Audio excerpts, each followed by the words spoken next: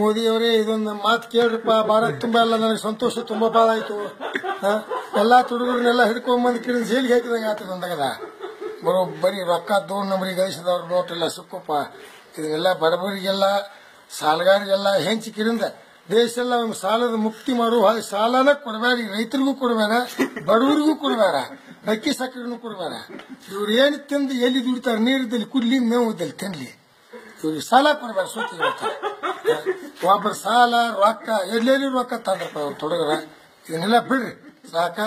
ಇನ್ನು ಕಾಲೇಜಿಂದ 3 ತಿಂಗಳದಾಗ ಒಂದು ನದಿ ಜೋಡಣೆ ಮಾಡಿಕೊಡು. 24 ತಾಸು ಲೈನ್ ಹಾಕಿ ಕೊಡಪ್ಪ ಸಾಕು. ಯಾರಿಗೆ ಸಾಲ ಕೊಡಬೇಡ, ಅಕ್ಕಿ ಕೊಡಬೇಡ, ಇವ್ರು ಯಾರಿಗೆ ಏನೇನು ಕೊಡಬೇಡ.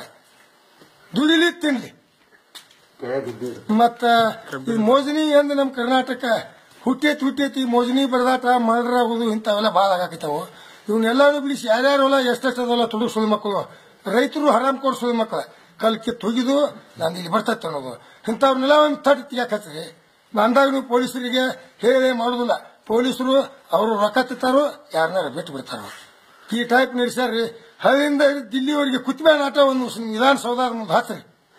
ಕಂಬ ನುಂಗಿರೋ, ಬಲ್ಬ್ ನುಂಗಿರೋ, ರೋಡ್ ನುಂಗಿರೋ, ಗೋಧಿ ತಿಂದ್ರು, ಸೆರೆ ಕುಡಿದ್ರು.